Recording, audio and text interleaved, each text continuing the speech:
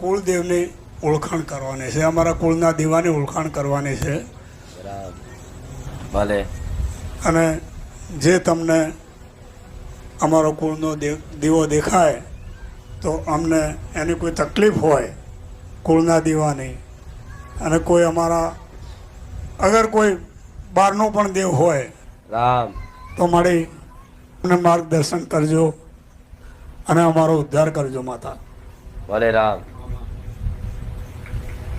6 ભાઈનું કુટુંબ છે.